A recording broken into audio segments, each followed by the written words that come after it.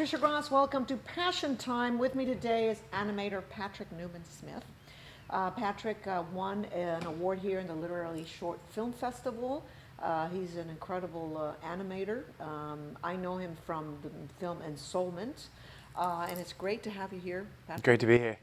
Now, Patrick, I know it's very unusual to be an animator because it's very challenging. But I'm going to ask you about your passion first, because I think that'll tell us a little bit about how you ended up doing this. Now, what is your passion and how are you living your passion? Well, you know, animation's pretty broad, so it is actually a little, it's not typical. Like, there are a lot of animators out there, but I do hand-drawn animation, which is kind of a dinosaur, you know. Artist. I'm an artist, and my passion is drawing. I like to draw. Like, people ask me why I don't work on the computer, and I simply, because I love to draw. And so I'll never do any type of animation that doesn't have to do with drawing, because that's what I do. Wow. So my passion has always been drawing from the very beginning. How old were you when you first started drawing? Well, I always drew when I was young. As long as I can remember, I drew. But I didn't get serious about it. I was very late in the game. I didn't get serious about it until college. I wish I got serious about it earlier, but I was doing other stuff. So to be an animator like you, how do you start? You went to college. What did you study? Art? Yeah, I was an art major. I was a painter. The school I attended didn't have an animation program, a really good one. So when I first got obsessed with animation, which happened overnight, I actually tried to apply to other schools. I tried to go to, there's a lot of schools, the RISD, Cal Arts, and I got rejected by everybody because I was horrible. And I didn't know what I was doing. When you said you were horrible, your grades weren't that great in high school, is that it? Oh, that's true too, yeah. Yeah, it was basically a total disaster. A horrible drawer, you couldn't draw. I was a horrible drawer. Okay. Yeah, and I was just unpracticed, you know. Right. And so I got rejected from everywhere, so I kind of crawled back to the original college, University of Massachusetts, which was a great school, and I was fortunate enough to do an animation project within the painting department, within the BFA department. So I graduated, and actually, funny story, I didn't really know what I was doing. I did this pencil test of this head opening up and revealing other heads. And a buddy of mine said, oh, you should put a MTV at the end of it, because at the time MTV was doing these. It was big. Yeah. Oh yeah, it was making these really inventive spots. With animators. So I put it on a VHS tape, and I got MTV's address out of the phone book in New York City. I was up in Massachusetts, and I sent him a tape, and I didn't think I'd hear anything. And a month later, the executive producer of MTV Animation called me, and they wanted to produce it. And that's what brought me to New York. That's how my career got started. Oh, wow. So I never did go to animation school. I never did that. I learned on the job. Wow. So did you finish college or no? I did finish college, but I never studied animation. Wow, okay. And then when the ID spot was finished, I kind of finessed my way over into a job on Beavis and Butthead at the time. And that was my first serious job, was Beavis and Butthead. Oh my. Yeah, so those were good times. How much of that did you do? I did 2 or 3 seasons, and I actually also animated part of the movie. Oh my. Yeah, they have this beautiful hallucination sequence of the Beavis and Butthead the movie, and I animated on that.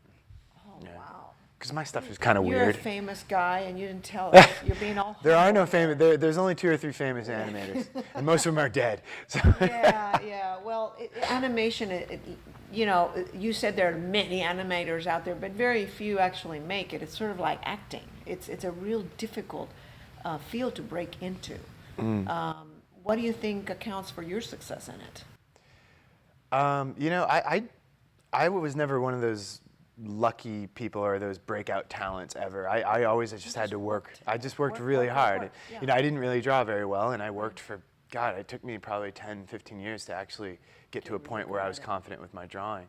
And then I just don't. And even right now, I still make films, even when I don't want to. I pump out the films because you have these ideas in your head, and you just make them. And fortunately, I don't know, maybe it's luck, maybe it's that my style is appealing enough. I can make a living, you know, with my ideas. So that's, I feel very fortunate. What do you say has been one of the most exciting projects for you?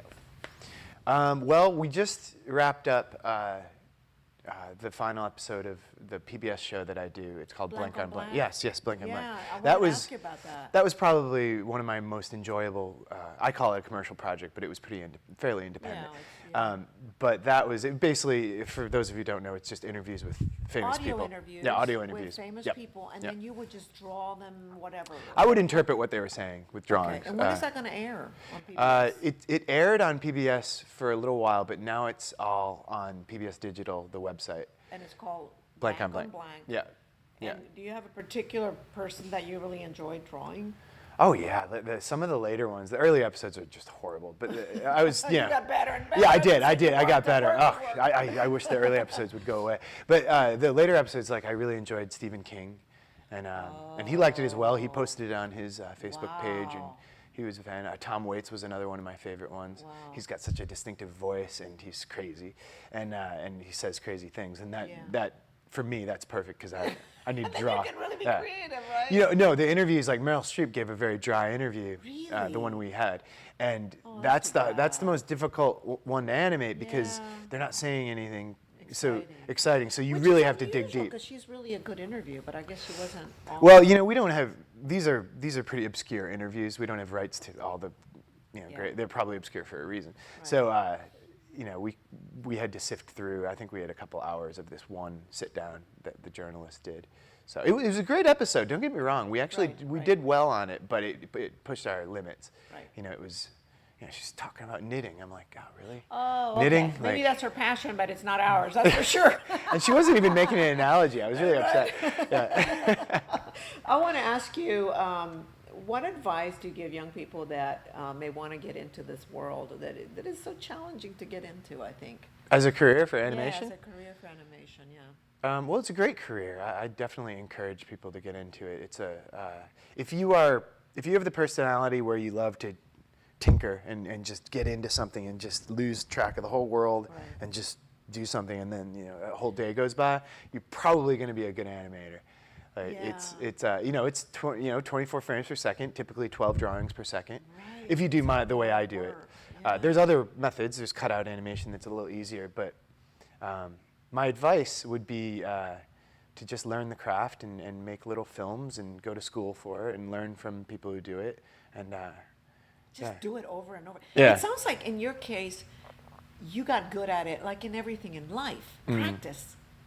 Oh, Right? absolutely, I mean, you do yeah. have to have the original talent, but then it's about working. You know, in my You said experience, 15 years. in my experience, the really talented people. Did I just knock something over? Yeah, that's okay.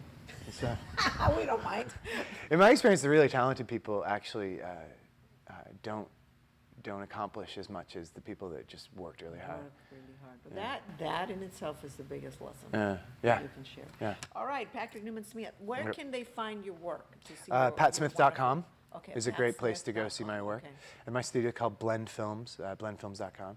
And we're busy.